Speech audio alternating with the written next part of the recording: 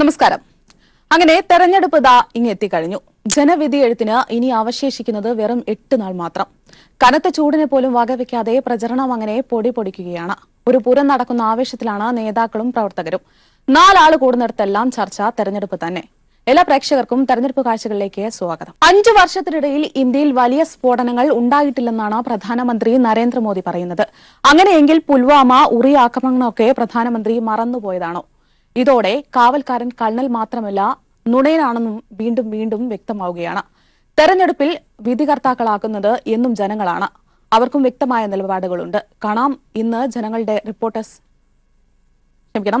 ഞങ്ങളുടെ റിപ്പോർട്ടേഴ്സ് വിവിധ ജില്ലകളിൽ നിന്നും പകർത്തിയ ശബ്ദത്തിൽ ആദ്യം കാസർകോട്ടെ ജനങ്ങളുടെ പ്രതികരണമാണ്. പ്രധാനമന്ത്രി കഴിഞ്ഞ 5 വർഷമായി ഈ രാജ്യത്തെ ജനങ്ങളോട് പറഞ്ഞുകൊണ്ടിരിക്കുന്ന പച്ചക്കള്ളങ്ങളിൽ ഒന്ന് മാത്രമാണത്. നമ്മൾ മനസ്സിലാക്കേണ്ടത് നമ്മുടെ ഈ ഇന്ത്യയുടെ പ്രധാനമന്ത്രിയും അതുപോലെ നമ്മുടെ പ്രതിരോധ മന്ത്രിയെല്ലാം ഓരോ ദിവസങ്ങളും ഓരോ കള്ളം പറഞ്ഞുകൊണ്ടിരിക്കുകയാണ്. അവരിപ്പോൾ പറയുന്നത് കഴിഞ്ഞ 5 വർഷമായി നമ്മുടെ ഈ രാജ്യത്ത് ഒരു ആക്രമണവും നടന്നിട്ടില്ല, ഒരു ഭീകരാക്രമണവും നടന്നിട്ടില്ല, ഇന്ത്യയിൽ ഒരു പ്രശ്നങ്ങളുമില്ല എന്നുള്ള നിലയിലാണ് കാര്യങ്ങൾ പറഞ്ഞു പോകുന്നത്. നമ്മൾ മനസ്സിലാക്കേണ്ടത് പട്ടാൻകോട്ട് അതുപോലെ തന്നെ ഉറി പോലെയുള്ള ഭീകരാക്രമണങ്ങൾ നടന്നത് കഴിഞ്ഞ നരേന്ദ്രമോദി അധികാരത്തിൽ വന്നതിന് ശേഷമാണെന്ന് നമ്മൾ മനസ്സിലാക്കണം. അത് തികച്ചും പൊള്ളയായ അവകാശവാദമാണ്. ജനങ്ങൾ കബളിപ്പിക്കുന്നതിന് വേണ്ടിയുള്ള അവകാശവാദങ്ങളിലൊന്ന്.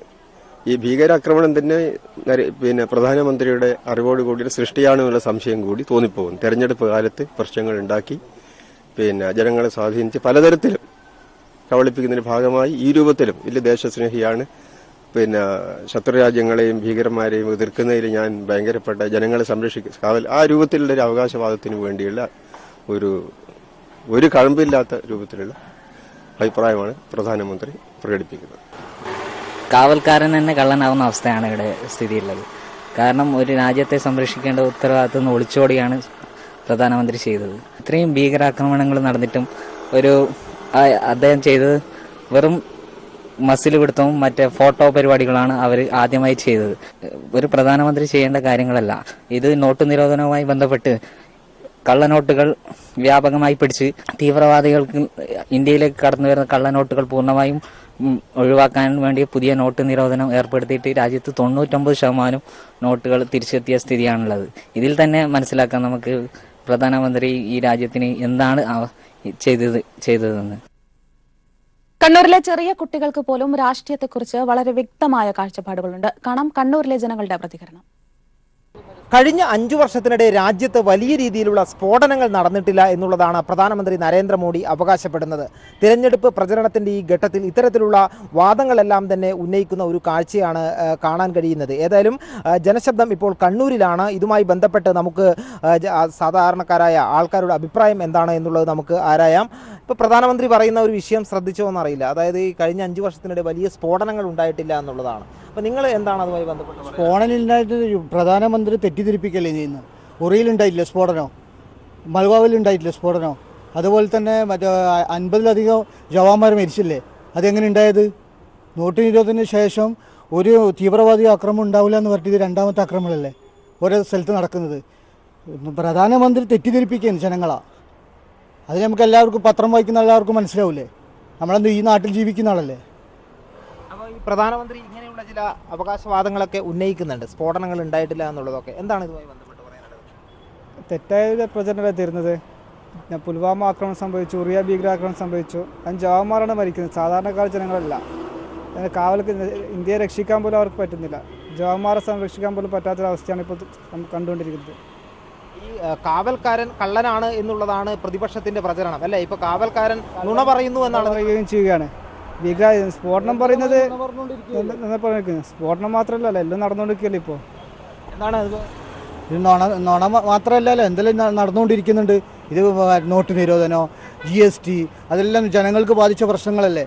അതെല്ലാം ഉണ്ട്. പിന്നെയും ഇവരെങ്ങനെ ജനങ്ങളുടെ മുമ്പിൽ ഇറങ്ങി തരിക വോട്ടിന് അഭ്യർത്ഥിച്ചുകൊണ്ട്. ഏതായാലും ഇത്തരത്തിൽ കാവൽക്കാരൻ തന്നെ നുണ പറയുകയാണ് എന്നുള്ള ഒരു അഭിപ്രായവും ജനങ്ങൾ പങ്കുവെക്കുന്നു. ഇത്തരത്തിലുള്ള അവകാശവാദങ്ങൾ ശരിയല്ല എന്നുള്ളതാണ് ഇവരുടെ അഭിപ്രായം. ഒരൊഴിവ് ദിവസമായിട്ട് പോലും രാഷ്ട്രീയത്തെക്കുറിച്ച് പ്രതികരിക്കാൻ ജനങ്ങൾ എപ്പോഴും തയ്യാറാണ്. കൊല്ലത്തെ ജനങ്ങളുടെ കൂടി പ്രതികരണം അറിയാം. കഴിഞ്ഞ 5 വർഷത്തിനിടെ ഒരു സ്ഫോടനം പോലും നടന്നിട്ടില്ലെന്നാണ് നമ്മുടെ പ്രധാനമന്ത്രിയുടെ പ്രഖ്യാപനം. പുൽവാമ, ഉറി ഉൾപ്പെടെയുള്ള സ്ഫോടനങ്ങൾ അദ്ദേഹം എന്തുകൊണ്ട് മറന്നുപോയി, അതോ അദ്ദേഹം മറച്ചു വെക്കാൻ ശ്രമിക്കുകയാണോ എന്ന് നമുക്കറിയില്ല. അദ്ദേഹം ഒരു നുണ പറയുകയാണോ അല്ലെങ്കിൽ നുണയനാണോ എന്നാണ് നമ്മൾ ഇന്ന് ജനശബ്ദത്തിലൂടെ വോട്ടർമാരോട് ചോദിക്കുന്നത്. ഈ ഒരു വിഷയത്തിൽ നിങ്ങളുടെ പ്രതികരണം എന്താണ്? സ്ഫോടനം നടന്നിട്ടില്ല എന്ന് പറയുന്നത് നുണ തന്നെയാണ്. സ്ഫോടനങ്ങൾ നടന്നിട്ടുണ്ട്. പക്ഷേ എനിക്ക് അതിൽ കൂടുതലായിട്ടൊന്ന് പറയാനുള്ളത്, ഈ ഇസ്ലാം തീവ്രവാദത്തിന് പരിഹാരം ഹിന്ദു തീവ്രവാദമാണെന്ന സന്ദേശം അതൊരു ചെറിയ ബോംബാണ്. അത് രാജ്യം മുഴുവൻ വിതരണം ചെയ്തിട്ടുണ്ട്. ആ ബോംബുകൾ ഇങ്ങനെ സ്ഫോടനം നടത്തിക്കൊണ്ടേയിരിക്കുന്നു. അത് പ്രത്യക്ഷത്തിൽ കാണുന്നില്ല എന്നതേ ഉള്ളൂ. ഇതാണ് എൻ്റെ അഭിപ്രായം. അത് പറഞ്ഞത് വളരെ തെറ്റായ ഒരു കാര്യമാണ്. നിരവധി സ്ഫോടനങ്ങൾ നടന്നിട്ടുണ്ട്. ഇതിനു മുമ്പ് ഇത്രയും ഭീകരാക്രമണങ്ങൾ ഇവിടെ നടന്നിട്ടില്ല. അപ്പോൾ പ്രധാനമന്ത്രി പറഞ്ഞത് 100% തെറ്റാണ്. വെറും കള്ളത്തരം മാത്രമാണ് ഇപ്പോൾ പ്രചരിക്കുന്നത് മൊത്തം. കാരണം ഇപ്പോൾ തന്നെ വയനാട് പുള്ളിക്കാരൻ പറഞ്ഞിരിക്കുന്നത് വയനാട് പാകിസ്ഥാനെ പോലെയാണ് ഉപമിച്ചിരിക്കുന്നത്. അതൊക്കെ ഭയങ്കര തെറ്റാണ്. ഇപ്പോൾ ഇതിനു മുമ്പ് സോമാലിയ എന്ന് വിളിച്ചിട്ടുണ്ട്. കേരളത്തിൽ പോലൊരു സംസ്ഥാനത്തിന് അവർ ഭയങ്കര ഇതായിട്ടാണ് കാണുന്നത്. അതൊക്കെ അത് പുള്ളിക്കാരൻ്റെ ഒരു രാഷ്ട്രീയ നാടകമാണെന്ന് എനിക്ക് പറയാനുള്ളത്. കാര്യം വെച്ചാൽ അവർ അതും അവരുടെ ഒരു ഡ്രാമ ആയിരിക്കാനാണ് സാധ്യതയുള്ളത്. അത് പച്ചക്കള്ളം തന്നെയാണ് അത് തീർച്ചയായിട്ടും. പിന്നെ അത് അദ്ദേഹത്തിൻ്റെ എന്ത് വികാരം കൊണ്ടാണ് പറയുന്നതെന്ന് അറിയത്തില്ല. വേറെ പ്രത്യേകിച്ചൊന്നും പറയാനില്ല. എന്ന് പറഞ്ഞാൽ അവരുടെ ആ ഒരു പാർട്ടിക്ക് അവരുടെ ആ സപ്പോർട്ട് ചെയ്യുന്നു, അതേ ഞാൻ പറയാൻ. പലരും ഇക്കാര്യത്തിൽ പ്രതികരിച്ചത് പ്രധാനമന്ത്രിയുടെ നുണപ്രചരണം മാത്രമാണ്, അത് തെരഞ്ഞെടുപ്പ് രാഷ്ട്രീയ സ്റ്റണ്ടാണ്, മറ്റൊന്നും അദ്ദേഹത്തിന് പറയാനില്ലാത്തത് കൊണ്ടാണ് ഇക്കാര്യങ്ങൾ പറയുന്നുവെന്നാണ് വോട്ടർമാർ പ്രതികരിച്ചത്. കൊല്ലത്ത് നിന്ന് ക്യാമറാമാൻ പ്രമോദ് പന്നിയോടൊപ്പം രാജ്കുമാർ. ജനശബ്ദത്തിൽ അവസാനം ഇടുക്കിയിലെ ജനങ്ങളുടെ പ്രതികരണമാണ്. 2014 നരേന്ദ്രമോദി സർക്കാരിൻ്റെ നേതൃത്വത്തിലുള്ള കേന്ദ്ര സർക്കാർ അധികാരത്തിലേറിയതിനു ശേഷം ഏകദേശം ഒരു 5-6 മാസം കഴിയുമ്പോഴാണ് ജമ്മു കാശ്മീരിൻ്റെ പേരിൽ തീവ്രവാദി സംഘടനകൾ അവകാശവാദം ഉന്നയിച്ചുകൊണ്ട് അവിടെ ആക്രമണം നടത്തുന്നത്. തുടർന്ന് 2016 പത്താൻകോട്ട് ഭീകരാക്രമണം ഉണ്ടായി. അതിനുശേഷം ഉറിയിൽ സൈനിക ക്യാമ്പിന് നേരെ ആക്രമണം ഉണ്ടായിട്ടുണ്ട്. അപ്പോൾ അന്ന് കുറേ സൈനികർ കൊല്ലപ്പെടുന്ന ഒരു സാഹചര്യം ഉണ്ടായി. ഇതെല്ലാം മാധ്യമങ്ങൾ വഴി പൊതുജനങ്ങൾ അറിഞ്ഞിട്ടുള്ളതാണ്. ഇത് ഏറ്റവും ഒടുവിലത്തെ സംഭവമാണ് 2019 ഫെബ്രുവരി നടന്നിട്ടുള്ള പുൽവാമ ഭീകരാക്രമണം. സൈനികർ സഞ്ചരിച്ചിട്ടുള്ള ബസ്സിന് നേരെ ഉണ്ടായുള്ള ആക്രമണത്തിൽ ഏകദേശം 49ഓളം CRPF ജവാന്മാർ കൊല്ലപ്പെട്ട സംഭവമാണ് ഉണ്ടായിട്ടുള്ളത്. അപ്പോൾ ഈ സംഭവങ്ങളെല്ലാം മറച്ചു വെച്ചുകൊണ്ട് ഇപ്പോൾ നരേന്ദ്രമോദി പറയുന്ന കഴിഞ്ഞ 5 വർഷത്തിനിടയിൽ യാതൊരു വിധത്തിലുള്ള സ്ഫോടനങ്ങളും ഉണ്ടായിട്ടില്ല, വലിയ സ്ഫോടനങ്ങളും ഉണ്ടായിട്ടില്ലെന്നാണ് നരേന്ദ്രമോദി സർക്കാരും ഇപ്പോൾ പ്രചരണ തന്ത്രം എന്ന നിലയിലാണ് അവർ ഇത്തരം അവകാശവാദങ്ങളൊക്കെ ഉന്നയിക്കുന്നത്. അപ്പോൾ ഇവർ ഈ പറയുന്ന കാര്യങ്ങൾ രാജ്യത്ത് ഭരണത്തുടർച്ച ഉണ്ടാക്കുക എന്നൊരു ലക്ഷ്യത്തോടും കൂടി മാത്രം പറയുന്ന ഒരു സംഭവമാണ്. ഈ പറയുന്ന പൊതുജനങ്ങൾ വിഡ്ഢികളല്ല. ഇവർക്കറിയാം, ഈ കഴിഞ്ഞ മാധ്യമങ്ങളിലൂടെയുള്ള റിപ്പോർട്ടുകളെല്ലാം ഇവർ കണ്ടിട്ടുള്ളതാണ്. അപ്പോൾ മോദി സർക്കാരിൻ്റെ ഇപ്പോഴത്തെ ആ അവകാശവാദം അത് വെറും വോട്ട് പിടിക്കാൻ വേണ്ടി മാത്രമുള്ള ചില തന്ത്രങ്ങൾ മാത്രമാണെന്നാണ് എനിക്ക് തോന്നുന്നത്. പോരാട്ടച്ചൂടും വാശിയും അവസാന ഘട്ടത്തിൽ എത്തിക്കഴിഞ്ഞു. വ്യക്തമായ നിലപാടും ഉറച്ച ആത്മവിശ്വാസത്തിലുമാണ് ഓരോ സ്ഥാനാർത്ഥികളും.